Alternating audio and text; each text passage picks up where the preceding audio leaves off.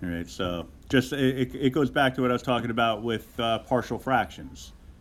You know, sometimes it could look like partial fractions when really it's the best way to go is using a trig substitution. You know, so how do you know when is the best way to go about it? Knowing the guidelines is a good first step.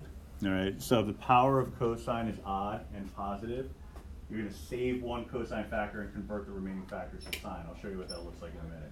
If the power of sine is odd and positive, you're going to save one sine factor and convert the remaining factors to cosine. All right, so right off the bat, I give you an example where the power of cosine is odd and positive. Right? What I mean by save is just to rewrite it as a product of factors where you're hanging on to one of the factors, one of the cosine factors, and leaving the rest alone. All right, so basically factoring out just a single cosine. All right, so I said before that it's not always going to be the approach that you're going to use a Pythagorean identity, but you got to start somewhere. And so this is an example where we will be using a Pythagorean identity, so you can get a sense of why, you know, under what circumstances you use a Pythagorean identity. Right? So why do you think it would be a good idea to isolate a cosine squared? What do you think the purpose is for that? Identity. The identity. Which identity? What would I replace the cosine squared with? 1 minus sine squared. 1 minus sine squared. Okay, so let's follow that idea. Why would that be a useful step?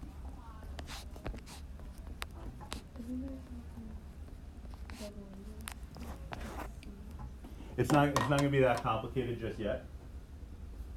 Think U-substitution. If I had to define a U here, what would be a U that would make sense?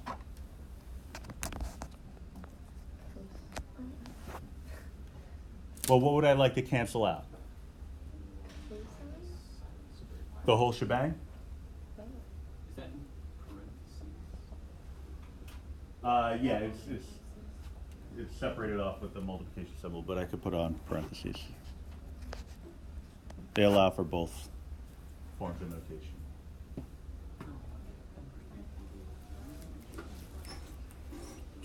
I think maybe just sine squared.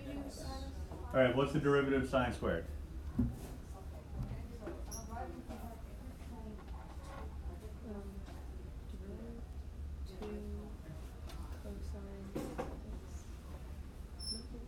That's part of it.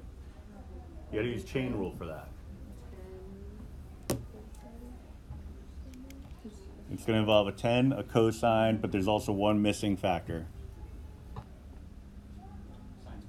The sign is going to remain in there. If I were to take the sine squared, it's going to be 2 times sine of 5x multiplied by the cosine of 5x times the 5.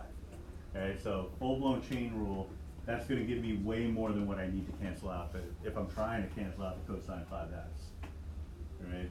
If I'm trying to define a u that's just going to cancel out the cosine of 5x, what would it be?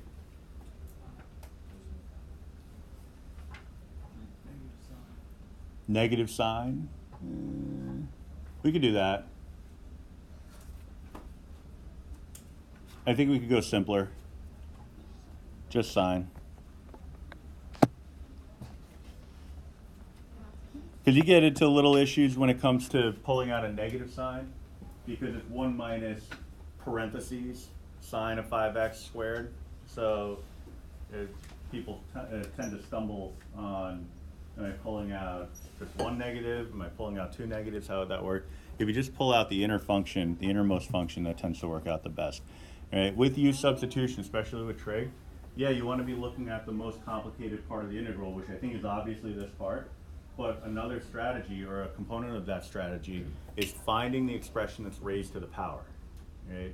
So in this case, sine of 5x is raised to the power of 2.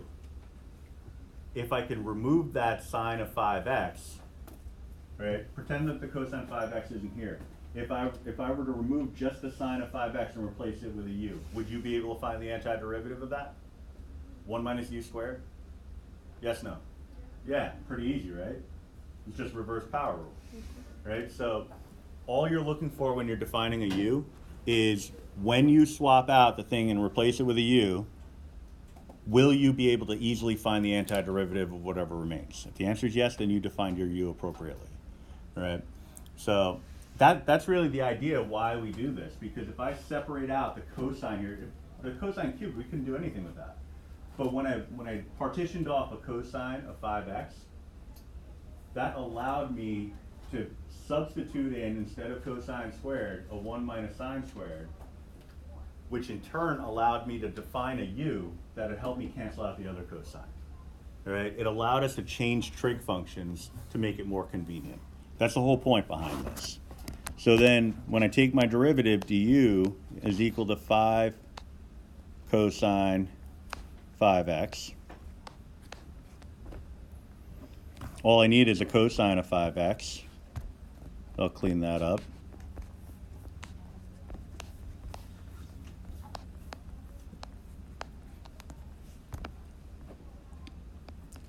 And all of that is going to lead me to a new integral. Cosine 5x, I missed my dx.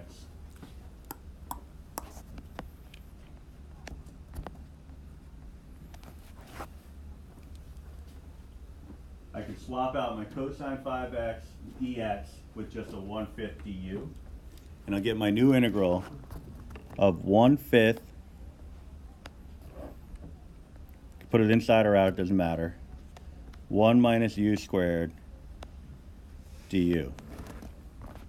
If I want to distribute it through, I'll leave it in there, but I'm going to pull it out now.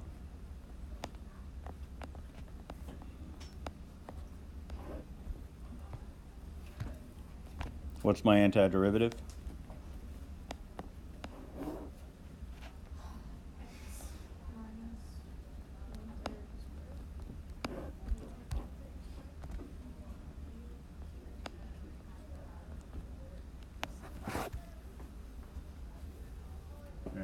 So once I swap out the u's for sine 5x, I have what I need.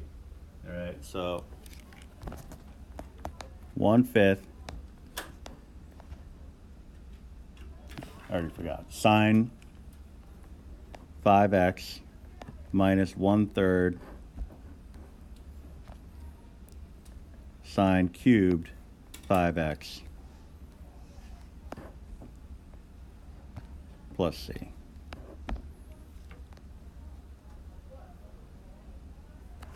All right, so all that comes from this substitution. But really, if you think about it, there's no new information here. Right? This is all Algebra 2 pre-calc, and this is the U-Substitution that we've been working on previously. Right? U-Substitution is very invasive. It works its way into pretty much everything that we do. Right? So you just got to kind of make your peace with that. That's why we don't really need to practice U-Substitution as its own individual entity, because it's always part of something else. Right? You're always going to get your U-Sub practice in the form of some other question.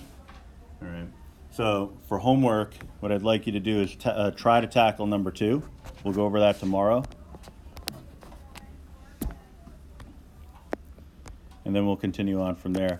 But you do have to make it a point to study those rules. I recommend the first thing you do is go through that remind message and just perform triage. I know that one, I don't need help with that one. Get out a sheet of paper, make a list of the ones that you don't know, then start making flashcards and studying them. Because you know what, I'll tell you right now, in all honesty, this is the first time I've ever gotten resistance to this idea. The idea of the 10-part test. Every other year, it was like, really? This is great. We're going to get a test grade just for knowing some formulas that we're going to know anyway? You're going to give us a test grade for this. Seriously, you're not punking us here. Like, this is really the first time anybody's turned around and said, wait, what, we're doing this? That doesn't seem fair, that kind of thing. So, like, look at the rules. You'll realize you know 90% of them already. There's only a handful that you're a little uncomfortable with. If you take the time and study them, you're not going to have a problem with this. Historically, the class average has been 95 on this. That's a class average. That means that the one person who bombed their grade only went as low as like an 85. on that test. So, like, let's just put it that way, right? Study them, and it will pay off. It's supposed to be a gift.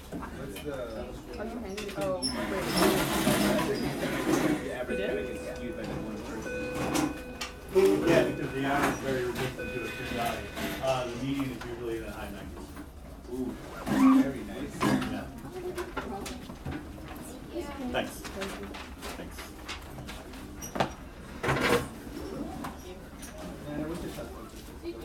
You're welcome. Take care.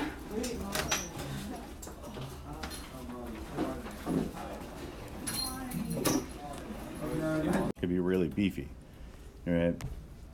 So, and it was kind of funny because, well, I don't know if it was funny, but my brother was taking Calc 2 at, I think it was NYIT, and I think he went to like 5 different colleges, so I don't really know. But he had a take-home test in Calc 2, and I was like, oh, take-home test, yeah, here we go.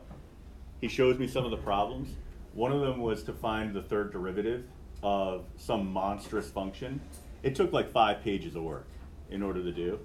And other problems were along the lines of what I just described, where you had to do a trig substitution followed by a trig identity substitution, and then it all was a definite integral. So there was some variable substitutions later on down the line. It was a nightmare. So will that happen in this class? Obviously not, because we're, 1, limited by time, and 2, this is introductory, so we're just kind of getting started with it. And also the AP wouldn't ask you to do something that crazy because, again, you're limited by time. They wouldn't ask you to do something too hefty because, to expect you to do it in the time allotted, it doesn't make sense, all right? But these guidelines are really important. So power of cosine is odd and positive, you save 1 cosine factor. That seems to be the case here. If the power of sine is odd, save 1 sine factor. So basically you're just looking for odd powers. The idea being that if you have an odd power, you're 1 factor away from being an even power. All right. So those guidelines are all well and good, but now that we saw example 1 in action, the idea was to be able to do a Pythagorean substitution, an identity substitution, in order to get it from cosine into sine or sine into cosine. All right, so that's, if you have that idea in mind, you don't really need guidelines.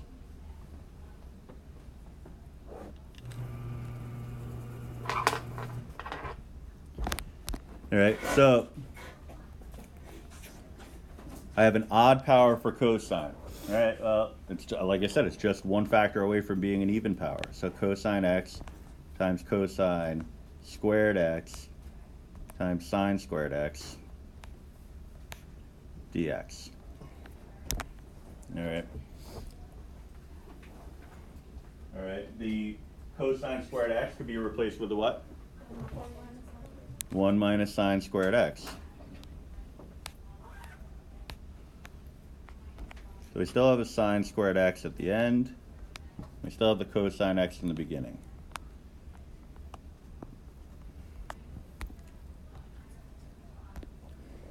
All right. Now this doesn't look like it really did much of anything, but if you kind of persevere through the algebraic process, you can kind of see how this is shaping up. We're looking at sine squared x minus sine to the 4th x dx. All right. So again, U-substitution is very pervasive. It works its way into everything, or seemingly. So if I could define a U that's part of the more complicated component or more complicated factor of the integral, that will help me through the differentiation process cancel out the other part of the integral, then everything will be fine, right? The idea again is that you should simplify the beefier part of the integral into something that you can integrate using easy techniques, and also cancel the other part of the integral so that you don't have to worry about it. Right? So what should we define U as? Sine of x, perfecto.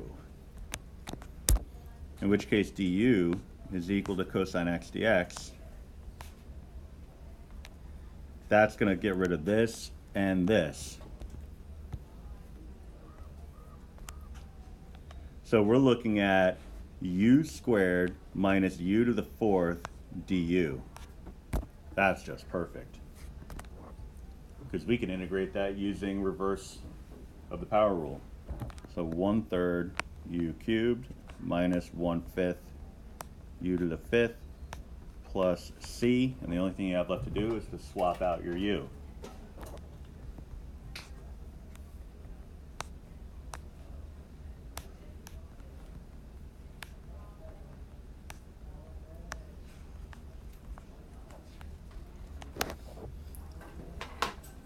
Right? The biggest thing that people have trouble with when it comes to U-substitution is the idea that, you know, when one student says, it's u equals sine of x, another student might say, how the hell did you know that?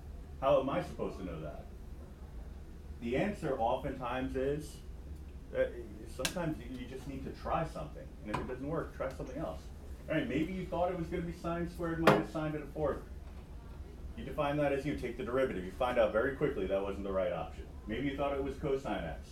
Okay, well that gives me a negative sign, but it doesn't cancel out all of this. So that's not my best option. All right, it takes a little bit more time in the early goings, but once you kind of settle into a strategy that works for you, then everything kind of works out. All right, so it's never as difficult conceptually as you think it is. It's just a matter of experience, because oftentimes that's all it is. I did the same thing, but I didn't distribute the 1 minus sine x earlier on, and it was like a little bit more work, but I got the same answer. Is that okay? Yeah. So you got 1 minus u squared times u squared, and then you distribute it later. Yeah, perfect. All right. So on the next page, we have a couple of rules, new rules. They're not really new. They just seem like they're new. Basically a recurrent theme in the course. Like, oh, no, it's just a carryover of a previous rule that you already know. So if I were to tell you that cosine of 2x is equal to, I'll just choose one of the three variations of the double angle rule for cosine, 2 cosine squared x minus 1. I could solve this. It's already solved for cosine 2x, but I can solve it for cosine squared x. If I do that, I add 1 to both sides. So I get cosine 2x plus 1 equals, yeah, that would be 2 cosine squared x. And then divide out the 2, cosine squared x is equal to, I'll just reorganize. You get that equation, right? So it's just an extension of a double angle rule for cosine, which is why throughout the course I've been saying that your double angle rules are things that you want to know, right? Because then this is not anything new for you. Why would this be beneficial? Well, we can take the antiderivative. I can even simplify this further. Actually, I'll do this on the app. Clean it up a little bit. This is the same as saying 1/2 plus 1/2 cosine 2x. And the same would be true for the sine squared. All right. The benefit of doing it this way is that we don't know the antiderivative of cosine squared x at all. We don't even have a technique for that. There's no integration by parts, nothing like that. But we can very easily find the antiderivative of 1/2 plus 1/2 cosine 2x. Right? So making that substitution takes something that previously we would not have been able to do, and makes it into something that we can easily do. All right, so same idea for the sine. All right. So right off the bat, we're given a definite integral where we have powers of 2 for both cosine and sine. We don't have a power of 3. We don't have a power of 5. We don't have an odd power like we had in the previous two questions. So we don't have the ability to save a factor. Right? We can't just factor out a cosine or a sine to make it more convenient. So we need something else, and that something else is the double angle rules. All right. So substitute. So I have sine squared x. I wanted that to be in red. It's going to be 1/2 minus 1/2 cosine 6x, yeah.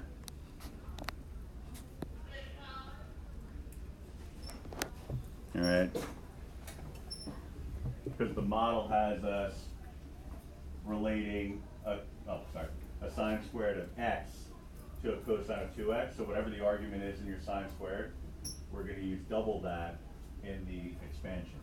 All right, so we're doubling the 3x, and that would be the same thing for cosine squared, except we're using a plus sign. All right, and that makes life a little bit easier.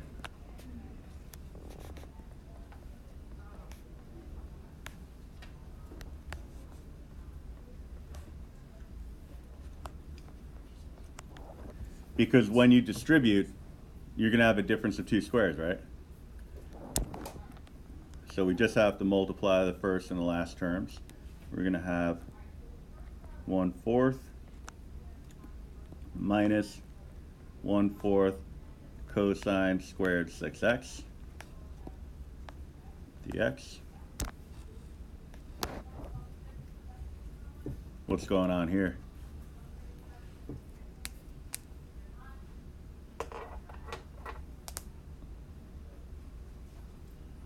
Can I apply a rule here?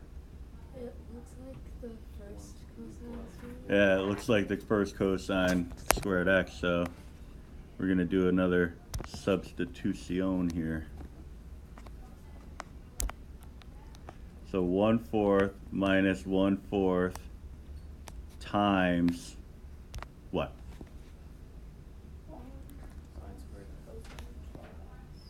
Cosine 12x, yeah, so plus 1/2 cosine 12x dx. All right, so it's got a little bit of oomph to it, but nothing too crazy, nothing you can't handle. Distribute the negative 1/4, so it becomes negative 1/8 minus 1/8 cosine 12x dx. We have some like terms that can be combined. We'll take care of that. What's a quarter minus an eighth?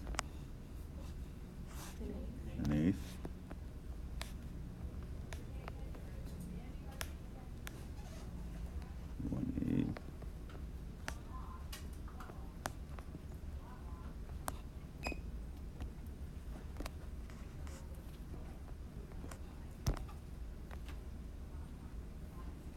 All right, so then we could just integrate, and then we'll be done.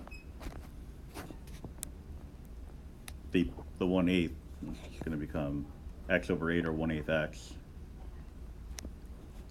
minus, antiderivative of cosine is a positive sign, and it was already negative. What are we looking at there?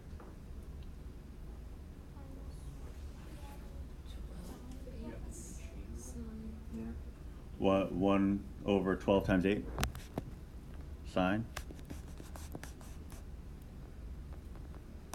12x plus c. So what is 12 times 8? 96.